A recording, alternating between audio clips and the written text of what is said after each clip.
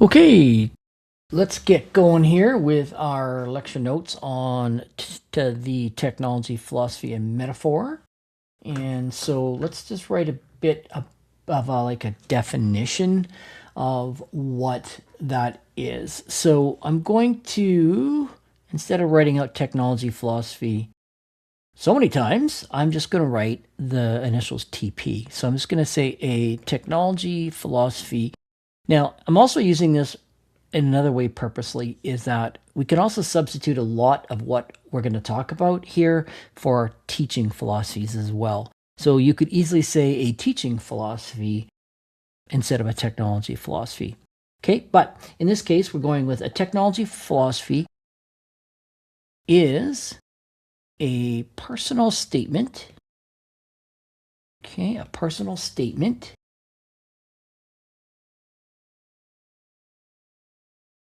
Okay, that articulates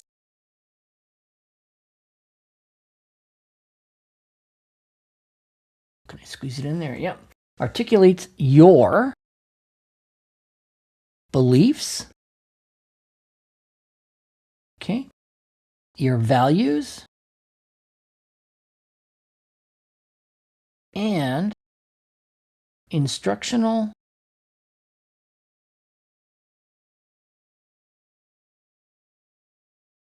approaches. I don't think I have enough room for there. Approaches to using technology in the K-12 classroom. Using, oopsie. I'm just going to put tech down instead of technology in K-12 classroom. Period. Okay. Your TP, your technology philosophy, should clearly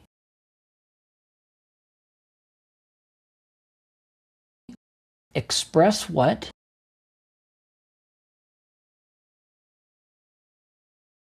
you believe.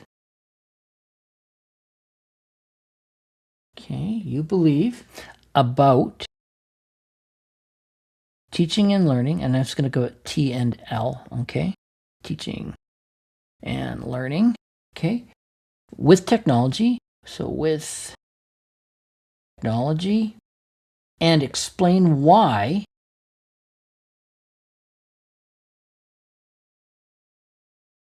and those beliefs shape your practice. Those beliefs shape your practice.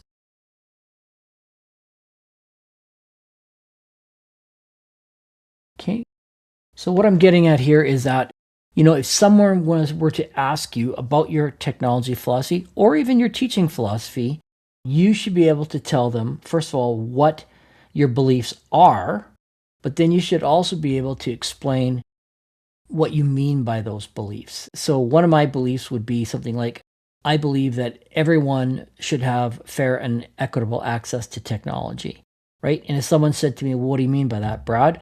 I would say, I mean that everyone should have a level playing field and that everyone should have, access to a Chromebook or to whatever technology they need to be successful, to be able to achieve the outcomes and all those kind of stuff, regardless of where they live, whether they live in rural Alberta, Edmonton, a big city, or where they live, they should all have equitable access to technology.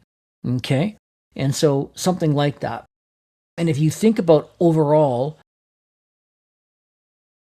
in your classroom practice then, right? How does that shape my practice? Is that I then make sure that the technology that my students need for whatever projects or whatever assignments that I have is made available to them to be able to do that. Okay? That can be accomplished in many, many different ways. Okay? So let's make a new page here. So I'm just going to say this, although, it kind of, I don't know, a little bit in a way I feel contradicted here, but I'm going to say this anyways, is that your technology philosophy is not a paper. Okay? I don't want this is not like an essay that you're writing for like a history or English class. Okay, I mean, it is an explanation of your philosophy and however long that is, it may be. Mine, the one that I showed you was, roughly about 10 pages long. But the big key thing is at the very top were my I believe statements, where people could access those very quickly. And then if they wanted to read more about what I meant about each one or any one of those, then they could scroll down and find that section. Okay? So it's not just a paper on technology. And I'm just going to leave it at that. Okay? So also, and I kind of said this a little bit already, but you need to sort of keep in mind, that potential readers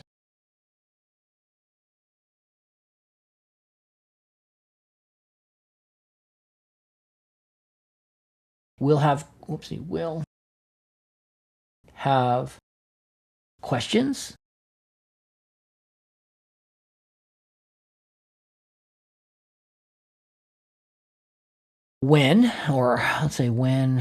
or after they read your TP. Okay. And you will need to be able to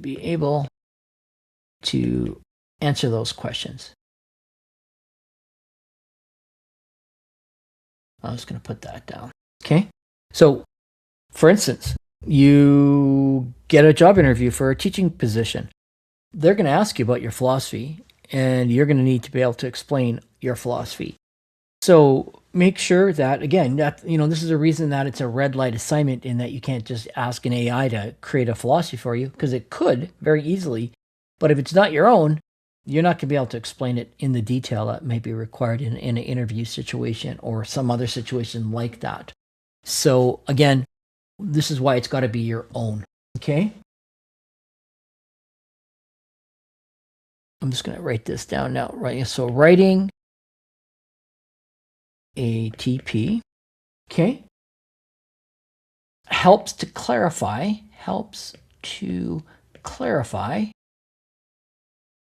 okay, one's, or you can say your if you want, one's beliefs, and reveals inconsistency.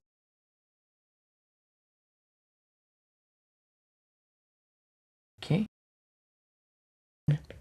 Putting those beliefs into practice,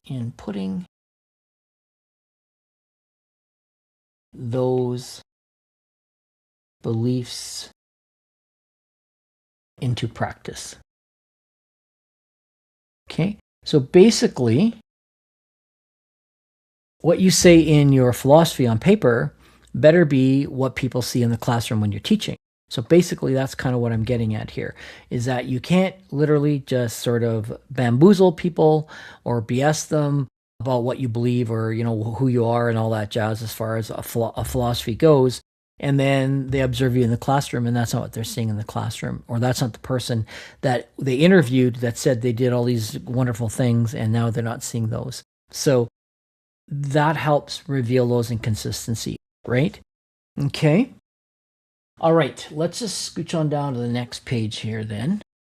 And so when we talk about these teaching or technology philosophies, we're talking something that's about 3 to 5 pages, and that's double spaced and all the other, indented and all the other APA formatting.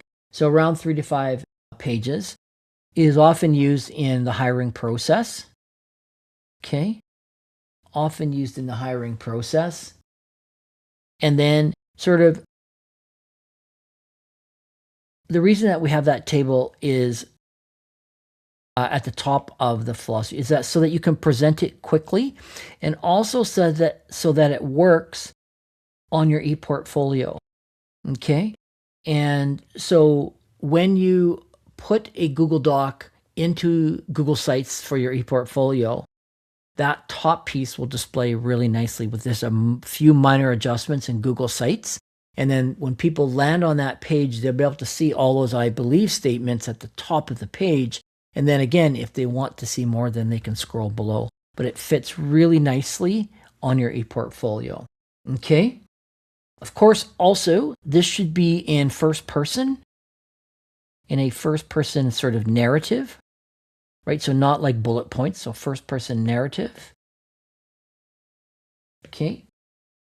And also it needs to be personal, personal, reflective, right? I've been harping at you all term long about reflective practice, about TQS number 2 that says that you need to be a reflective practitioner all through your career as a teacher, and that you need to show that you are to be able to be a competent teacher in the province of Alberta.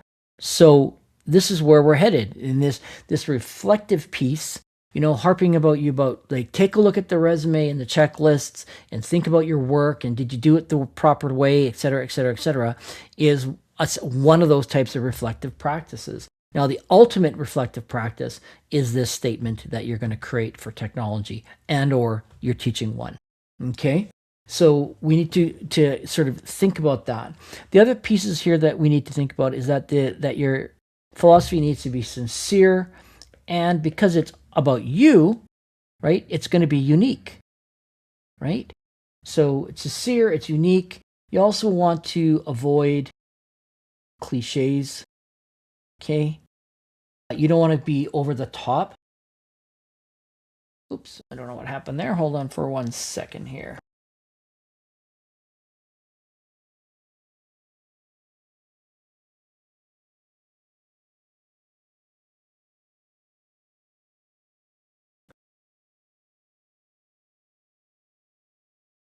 Okay, so, all right, we had a little technical glitch there. Let's see if I can fix this here. Like so. And then back to, oopsie, back to there. Okay. So again, and you don't want to be over the top. And let's see, what else do I got right here? Right? I think that's good for that piece. It should be, I'm going to go new page here. It should be specific. Okay. Rather than abstract. And I'll tell you what I mean by that. Specific rather than, I'm going to say 2 words here. Generic or abstract. Abstract. Okay. So your philosophy should be tailored to who you want to be as a teacher, right? If you want to teach phys ed, then your philosophy should be talking about teaching and learning and all that stuff around phys ed. If you want to be an English teacher, same thing. You want to be a drama teacher, same kind of idea.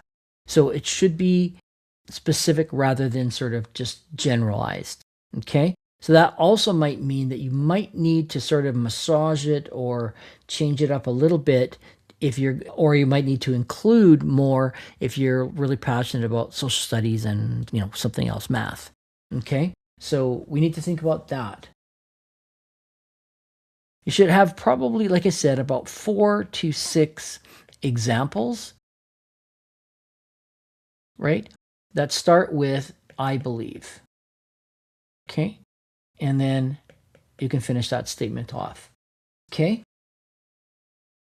Another one here is do not ignore, do not ignore research. And what I mean by that is that there is current research out in the educational field about teaching and learning. Things about like inclusion, right? Should you talk about your inclusionary beliefs in your philosophy? Absolutely, right? Is there stuff about something we've talked about this semester? Differentiation, I think I spelled that right. And words like that. Your beliefs around assessment, right? Both formative, right, and summative, right? So there's lots of different things that you should talk about in your overall teaching philosophy, but also within your technology philosophy that are based on, current research. okay, about how kids learn best. You want to avoid jargon, I'll say, and technical terms, right? And every profession does this. They talk in their profession speak, and people who are outside of that profession are like, "What the heck are they talking about?" Doctors are like that, right? They'll use lots of big fancy words and all that stuff, and it's like, "Well, just tell me what that means." Well, it basically means you have a stomach ache, right? That kind of idea, right? I mean, even this word differentiation, a parent who is outside of the educational field may not know what that means, right? So you might need to explain that it is a way that we try to meet students' needs in the best way that we can so that they can be successful, right? Just a real simple definition. So we want to avoid too many technical terms as far in our philosophies as we can. Okay? I'll make a new page here. Also, just some other things like this one is do not just I'm going to see if I can spell this word regurgitate. I think that might be right. It's a good spelling test word. Don't just regurgitate your resume. Your resume, right? So, I mean, you're going to probably talk about technology or mention technology on your resume or whatever teaching things, but we're not just going to copy and paste that basically into our philosophies. So we got to make sure that we're not just regurgitating that. Okay. Also, be humble. Okay. Again, not over the top, not, oh, well, how great I am, even if you are. Okay. But you need to be humble. Okay. You need to talk about students, right? Why did you get in this profession, right? And again, remember we said to avoid cliches, and it's like, oh, I've always wanted to be a teacher for my whole life. That's all I ever dreamt of.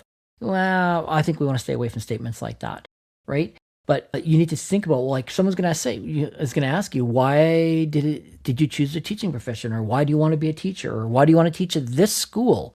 That kind of idea. So we need to talk about students. You can also talk about what your classroom would look like, and again, respect to technology. Where is technology in that whole atmosphere? Those kinds of things, okay? One of the other things, and this is really important to talk about again, and this is maybe in both philosophies, right, is your willingness to learn. And again, that whole TQS in and around reflective practitioner and being a person who's going to be a lifelong learner is split in between basically TQS 2 and TQS 3. So willingness to learn. Okay. I'll tell you 3 things that will make you not successful in your practicums or in your own classroom, trying to get a permanent teaching job, is that if you can't, I guess I could just say this. If you can't lesson plan or plan, right? There's 3 levels of planning. But if you don't know how to lesson plan, or you refuse to do a comprehensive, thorough lesson plan, you're going to be in trouble. Okay. Obviously, the other one is and again, you can use whatever words you want here, but I'm just going to say classroom management. If you can't manage a class and get kids to pay attention and get kids to work and get kids to listen to you, that's going to be a big, big problem. Okay.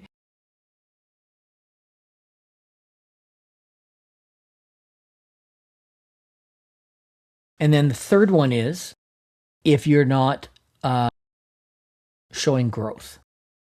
Okay. And what I mean by that is whenever you teach a lesson, whether it's for yourself or you're being observed by a mentor teacher or maybe someone else who's evaluating you, or you're being observed by an administrator or someone from central office, right? At the end of that lesson, they're going to ask you, how did it go? And there's going to be things that went well, and there's going to be things that you're like, oh man, I got to change that up next time, right? Or there may be things that they suggest that will help you maybe conduct a better lesson or maybe manage a class better or something like that. If you're not showing a willingness to learn and grow and change, you're not going to be successful either. So these are sort of the 3 things that you need to be able to show as a student teacher, as a pre-service teacher, but also once you're in a classroom with your own kids. So those are important things to remember. Okay. I'm just going to write, you can write it over here if you want. I'm going to move it over here. So I guess I can fit this in.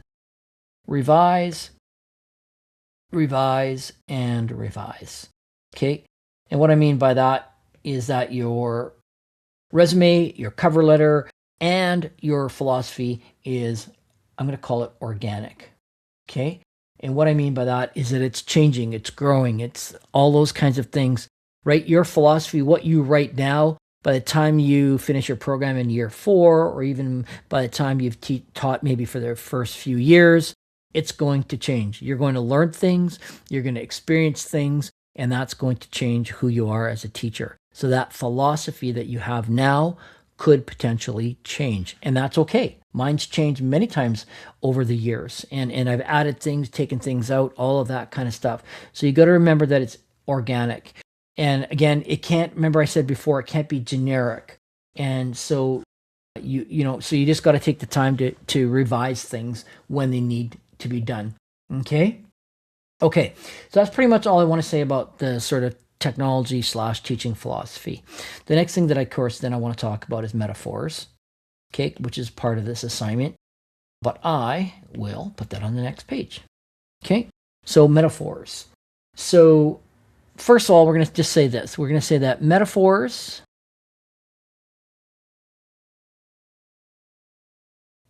uniquely our own. Our own. Right? Just like your philosophy will be your own, your metaphor is going to be your own. Right? You might have one maybe that's similar to somebody else, but what it means to you or how you can explain it will be your own. Okay? And I'm just going to use the letter M because I'm being lazy here. That metaphors, they help us describe, they help us visualize, okay, and make sense of the world around us. And make sense of the world around us. Okay, around us. Okay. Metaphors, they're meant to create an impact. Let me try that letter again. An impact, okay, in the minds